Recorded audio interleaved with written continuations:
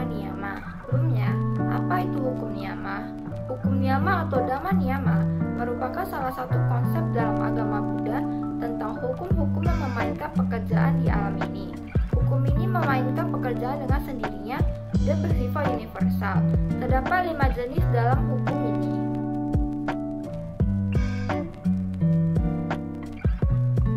Yang pertama terdapat utu niyama atau disebut juga dengan hukum fisika. Merupakan hukum kepastian atau keteraturan musim.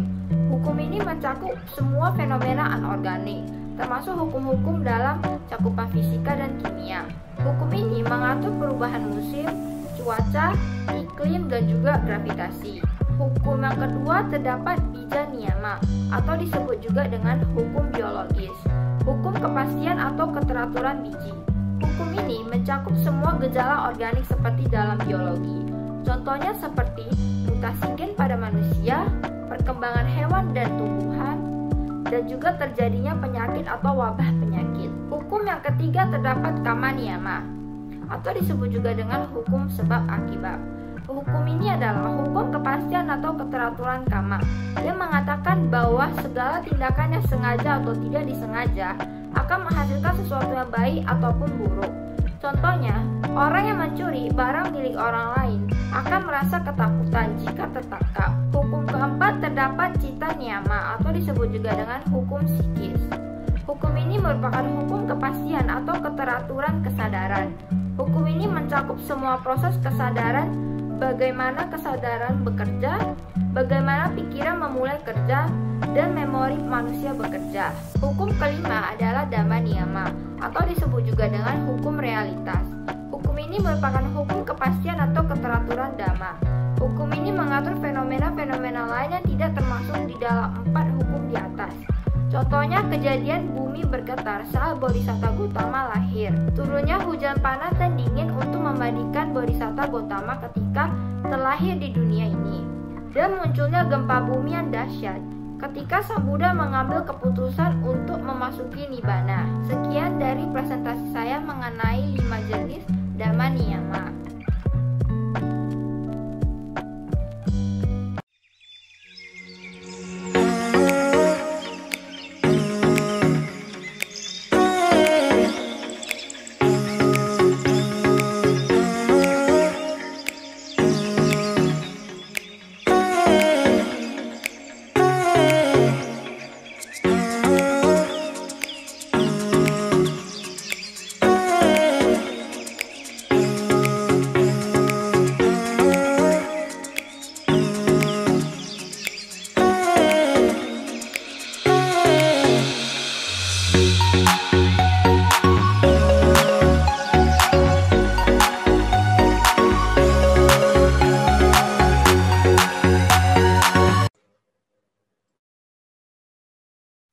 Selamat siang dan salam sejahtera bagi kita semua.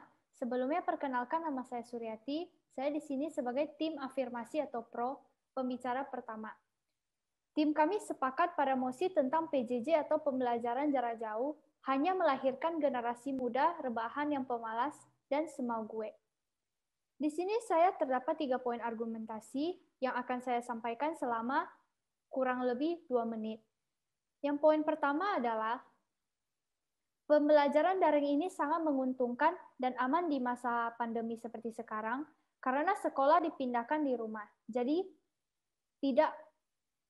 tidak perlu keluar untuk mengurangi penularan COVID-19 dan sebagai gantinya uang bensin digunakan untuk membeli kuota internet.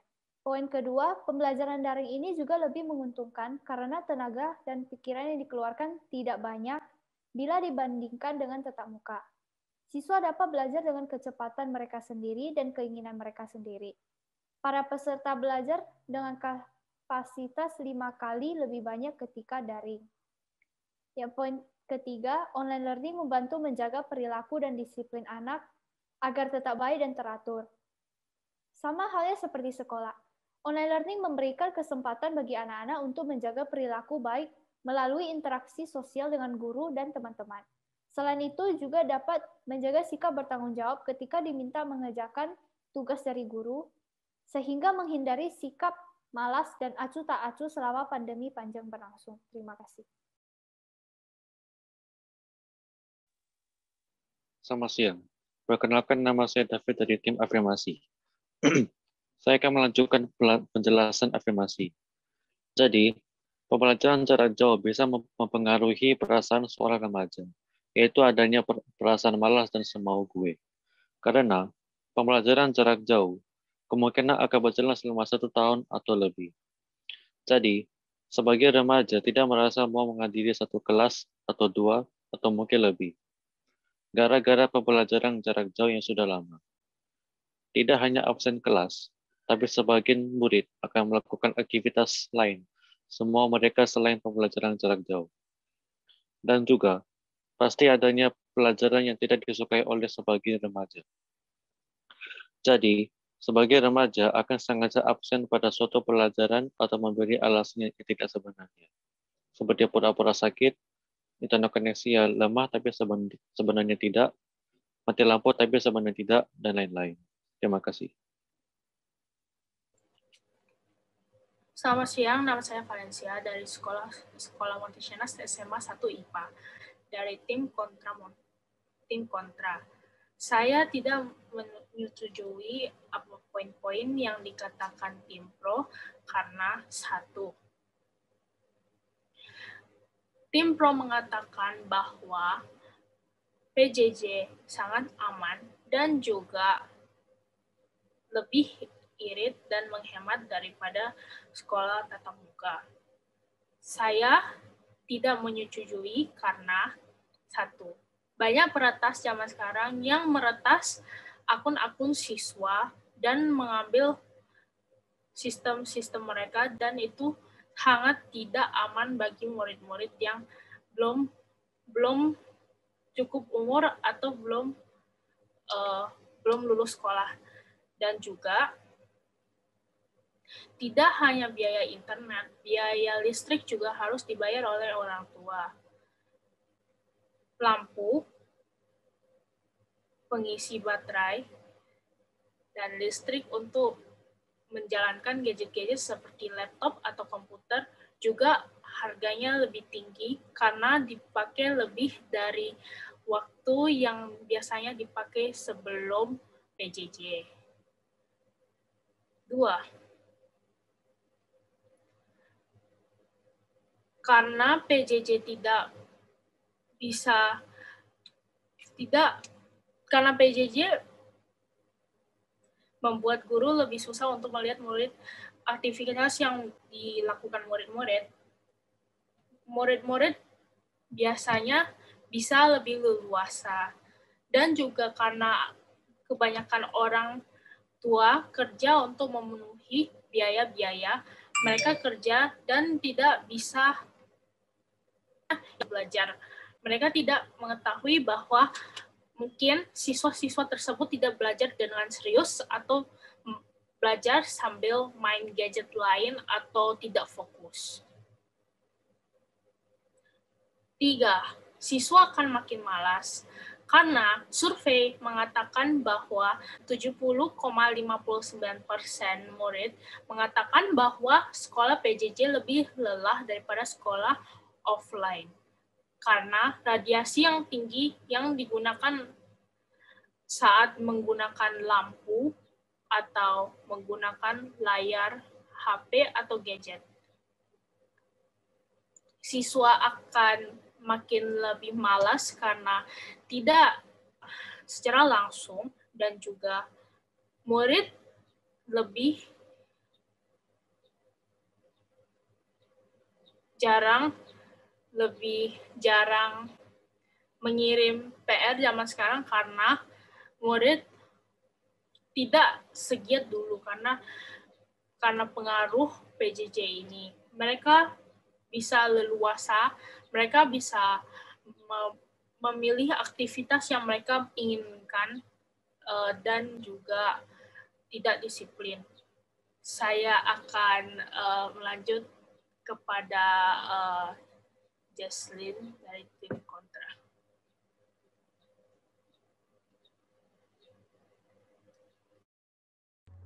Selamat siang dan salam sejahtera untuk semuanya. Saya Jasmine, berasal dari tim oposisi. Saya kurang setuju dengan pendapat yang telah diberikan oleh tim afirmasi. Dikarenakan oleh sebelumnya adalah PJJ atau pembelajaran jarak jauh diterapkan oleh kementerian kepada generasi muda seperti siswa-siswi dan mahasiswa dengan tujuan memutus rantai penyebaran virus corona. Tentu saja melalui PJJ tersebut, dampak positifnya adalah memberikan waktu luang yang lebih banyak, dan banyak kaum generasi muda yang menggunakan waktu sisa tersebut untuk hal yang berguna. Seperti contohnya kaum generasi muda yang ambil untuk lulus seleksi SBMPTN, maka mereka memiliki waktu atau mempersiapkan materi yang lebih banyak untuk lulus dalam seleksi tersebut. Dan menurut dari riset dari Ipsos Mori atau Social Research Institute menunjukkan bahwa perbedaan usia dan persepsi yang menimbulkan stereotip bahwa generasi muda sebagai kaum rebahan. Dan juga menurut Bobby Duffy atau Managing Director dari lembaga tersebut mengatakan bahwa generasi muda selalu menjadi target ejekan dari generasi yang lebih tua. Dan poin selanjutnya adalah online learning memberikan potensi negatif yang lebih tinggi kepada tingkah perilaku kaum generasi muda tersebut. Dikarenakan guru-guru tidak dapat memantau kegiatan kaum generasi muda tersebut secara tatap muka. Dan selanjutnya adalah kurangnya bersosialisasi dengan masyarakat dapat memengaruhi komunikasi generasi kaum muda tersebut. Sekian, terima kasih.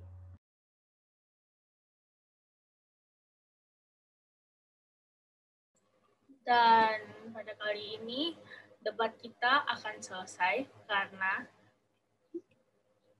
kami dari Sekolah Montesiana SMA 1 telah menyelesaikan debat ini. Makasih dan goodbye. Aku nggak tahu bahasa Inggris dari goodbye apa. Bahasa Sampai jumpa. Oh ya, sampai jumpa. Oh my god. Jadi Masih record.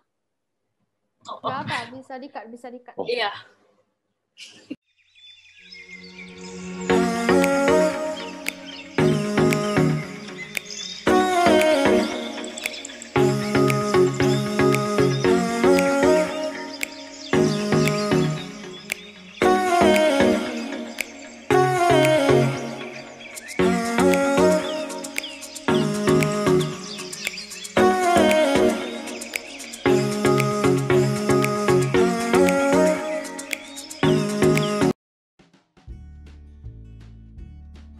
Selamat siang, perkenalkan nama saya Suryati dari SMA 1 IPA.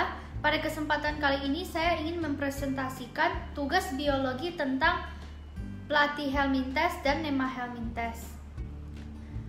Yang pertama, pengertian dan ciri-ciri Platyhelminthes. Platyhelminthes merupakan cacing yang mempunyai bentuk tubuh simetri, bilateral dan tidak bersegmen. Platyhelminthes ini tidak memiliki rongga tubuh atau aselom, sehingga mereka disebut aselomata. Bentuk tubuhnya bervariasi dari bentuk pipi memanjang, bentuk pita, hingga menyerupai daun. Tubuh Platyhelminthes ini memiliki 3 lapisan sel atau disebut tripoblastik, yaitu ectoderm, mesoderm, dan endoderm.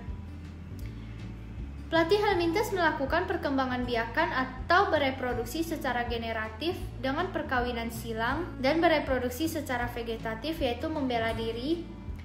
Platyhelminthes hidup secara parasit dan ada yang juga hidup bebas.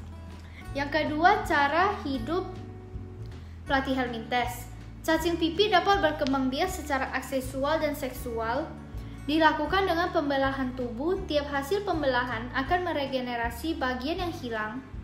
Cara ini biasa dilakukan Tubellaria sp secara seksual, baru bisa dilakukan dengan perkawinan silang. Meskipun cacing pipi bersifat hemadrofit dan kuning telur yang terbungkus kapsul akan menempel pada batu atau tumbuhan, kemudian menetas menjadi embrio yang mirip induknya. Contohnya Taenia saginata, Fasciola planaria. Selanjutnya, Nemahelminthes.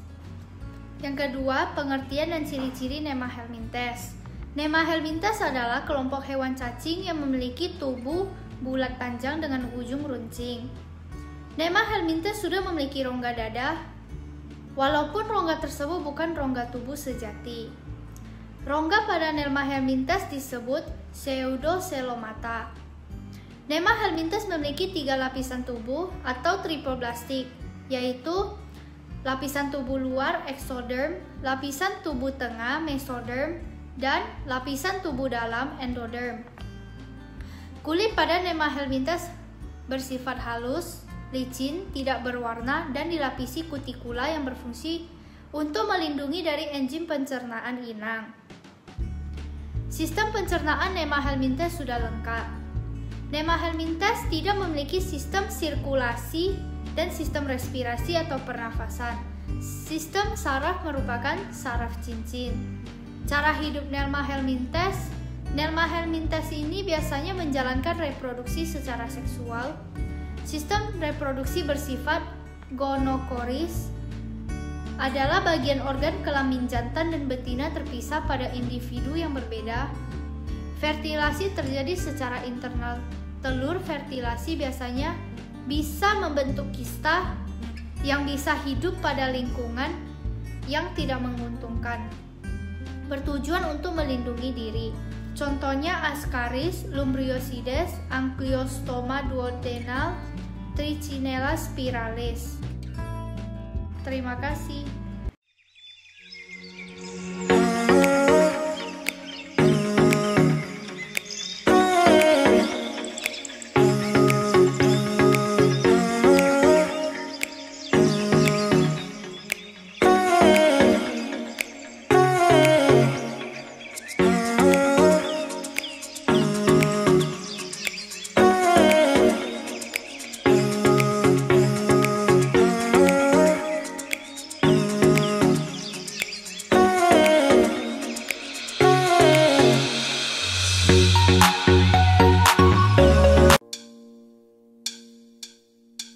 Remember when I told you no matter where I go, I'll never leave your side, you will never be alone. Even when we go through changes, even when we're old, remember that I told you I'll find my way back home.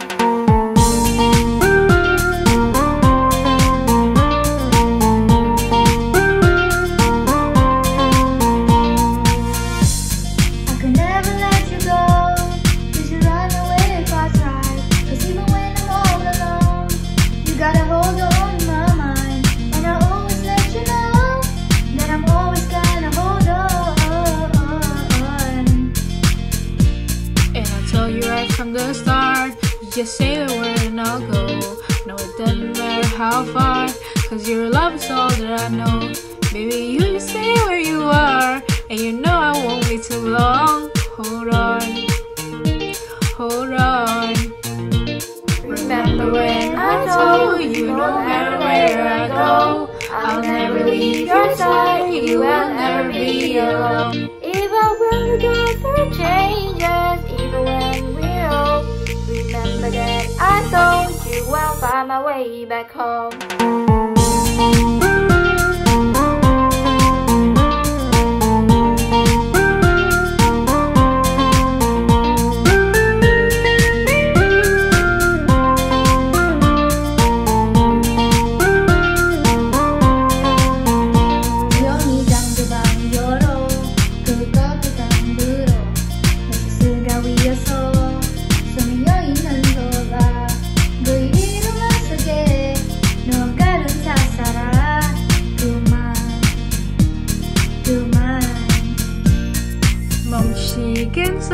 잠재너로 찾아가 아무리 막아도 결국 너의 친구 결국엔 여행을 끝내 이젠 돌아가 너라는 집으로 지금 다시 way back home.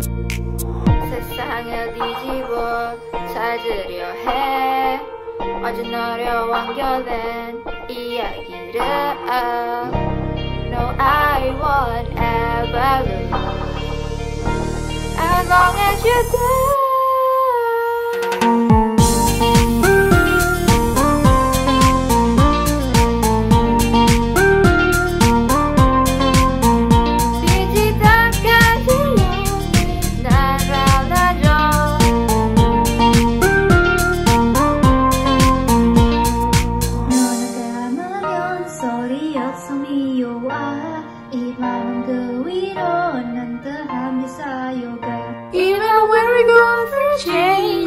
even when we're old.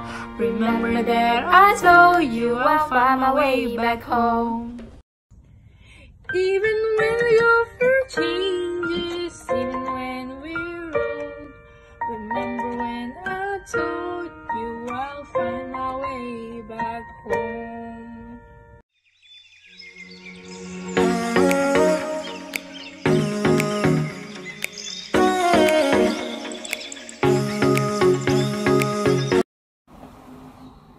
Halo semua, apa kabar? Nama saya David dari SMA 1 IPA. Hari ini saya akan membicarakan tentang ancaman terhadap negara Indonesia. Jadi, ancaman terhadap negara Indonesia ada 3, yaitu bombardemen, spionase, dan pelanggaran wilayah. Pertama, bombardemen. Bombardemen adalah suatu penggunaan senjata yang dilakukan oleh angkatan bersenjata dari negara lain terhadap NKRI, atau kepanjangannya Negara Kesatuan Republik Indonesia. Kalau spionase adalah ancaman militer yang dilakukan oleh negara lain terhadap suatu negara yang kegiatannya berupa mata-mata. Hal tersebut bertujuan untuk mencari dan mendapatkan dokumen rahasia militer suatu negara. Pelanggaran wilayah adalah suatu tindakan memasuki wilayah tanpa izin, baik oleh pesawat terbang maupun kapal-kapal perang lainnya. 1. Contoh bombardemen adalah serangan teroris di Indonesia dari negara lain. 2. Contoh spionase adalah kasus spionase yang pernah menimpa Indonesia dan Rusia. 3. Contoh pelanggaran wilayah adalah pesawat militer Malaysia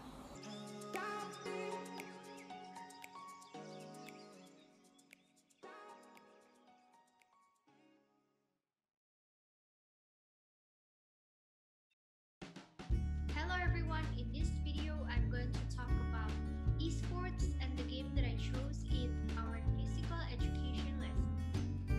To begin, I would like to introduce myself in this video. My name is Suryati and I'm from SMA 1 IPA. What is esports? Esports is a short for electronic sports. It is a form of competition where professional gamers square off either in teams or individually.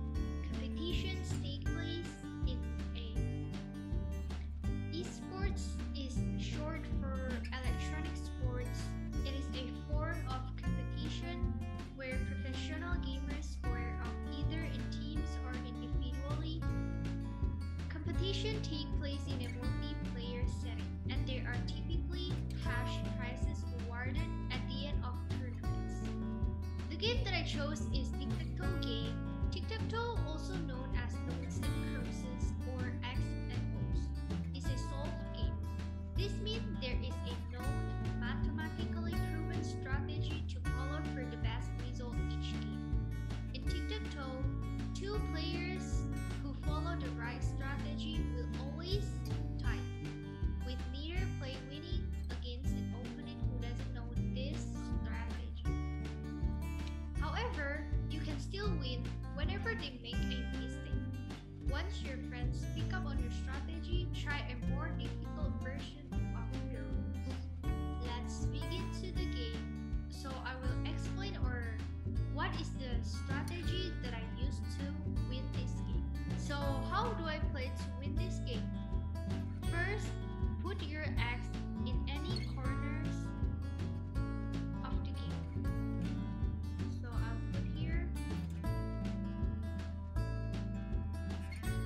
and other corners.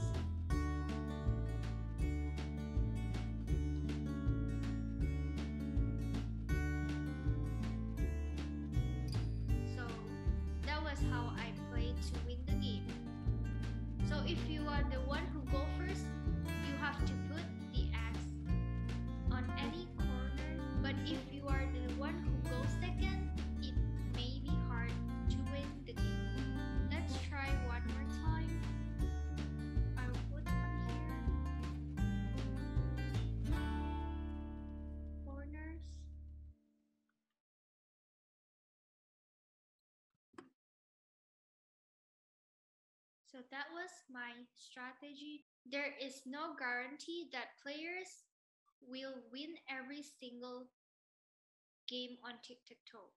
There will be a victory, defeat, or sometimes draw.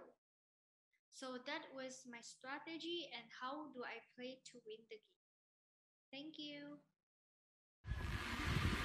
Hello everyone, my name is David and today we'll be playing a game called Among Us.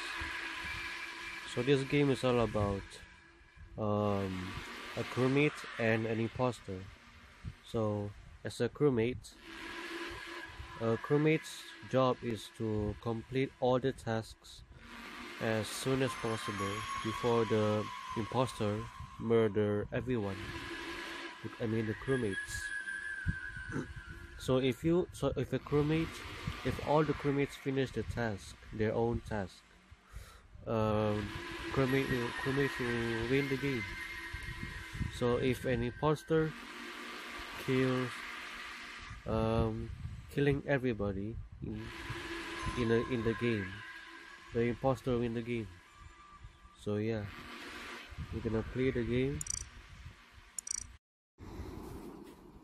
So I finally found the game.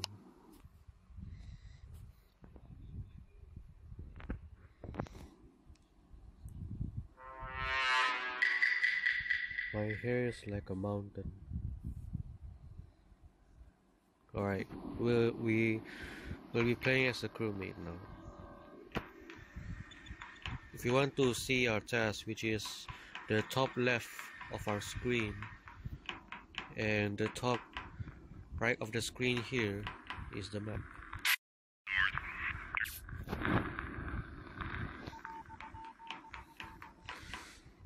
So we will be finishing all the tasks as soon as possible and try and finish all the tasks. Alright. So for example, if you got killed by an imposter, wait, what? If you got killed by an imposter, you'll become a ghost.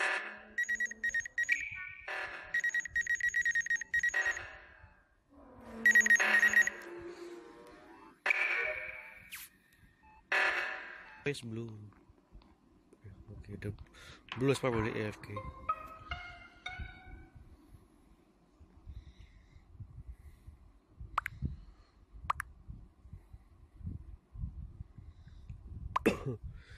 In a meeting, you discussing who are the imposters or imposter. I don't even know how many imposter or imposters in this game.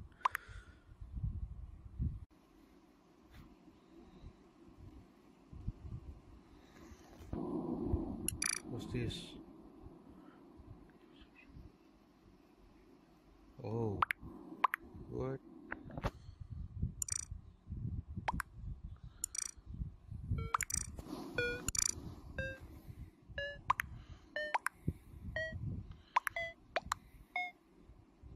Don't even know who to vote.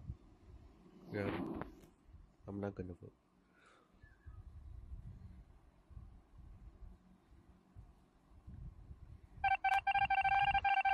Wait, did I say I don't even know how to vote? I meant I don't even know who. We still haven't find one imposter. I don't trust anyone. We still haven't find one imposter. And blue is AFK. Why is it not moving? I'm gonna die. Oh. Okay. Why is like blue AFK?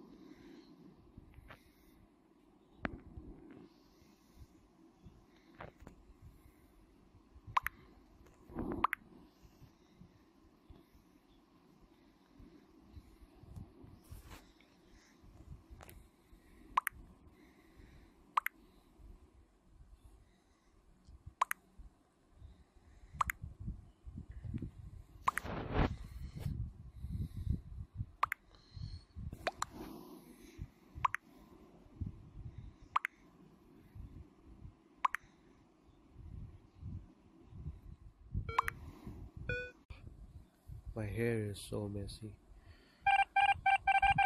Oh wow, nice. Oh, we won. Yay. So it's purple and green are the imposters.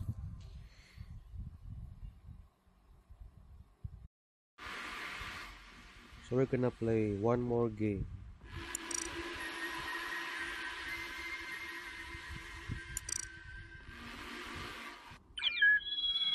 Alright, nice. I feel I need to cut my hair. Okay, 2 imposters. Okay. I forgot to change the map, but never mind. I guess some of you like this map or not.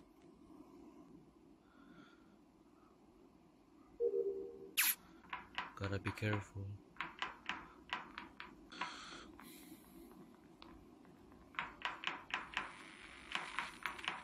Oh! Oh my gosh. Don't know why I got scared.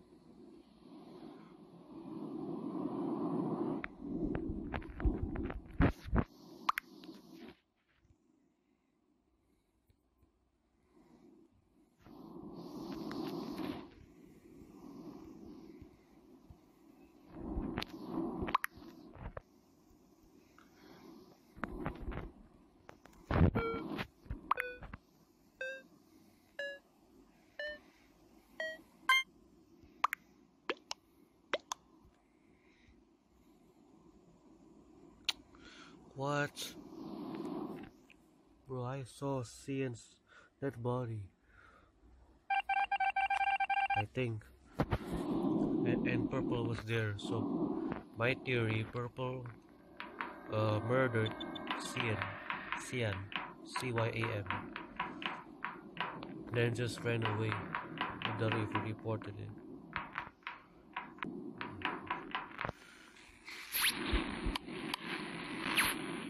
Oh no! Oh.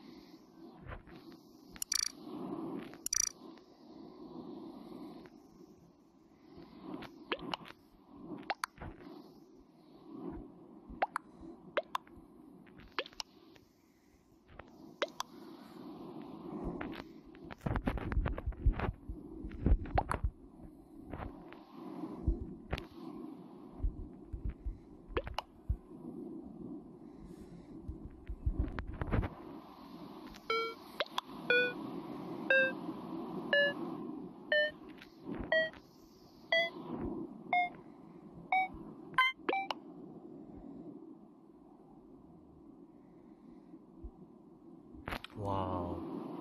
Just wow.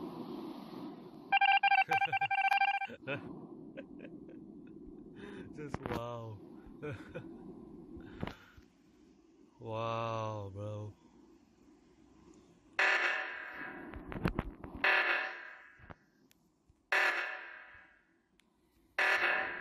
Wait, is there any ghost here?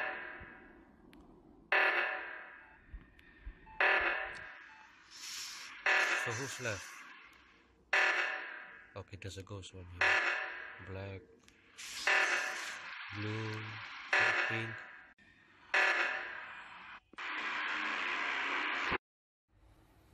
Well, good game, and yeah, Thank you guys for watching.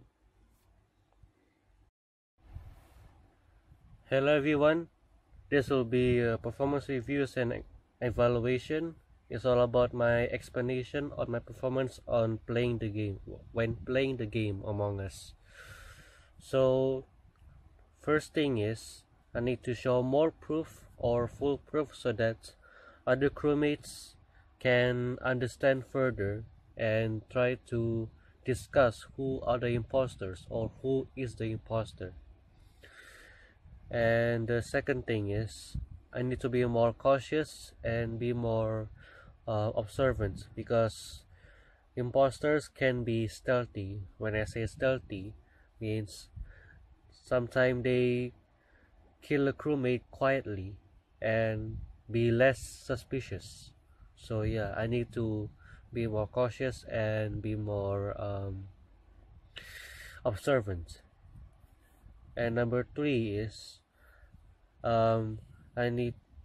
you must finish all the tasks as soon as possible so that you can finish the game quickly and try not to let the imposter win the game, and try to, you know. 大家好，大家好，大家好，我叫 Carol。我的名字叫雪宁。我的名字叫戴维。我叫 Angelique。在这段视频中，我将告诉您我房间的位置。我要跟大家分享我房子平面图的2楼。吉安的房间在我的房间的左边，然后露台在我的房间的右边。客厅是在我的房间的前边。还有厕所是在客厅的前边。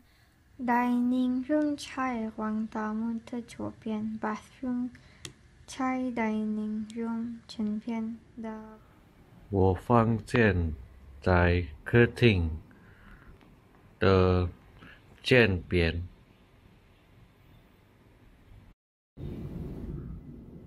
客厅在厨房的左边。好，现在到这里，谢谢大家。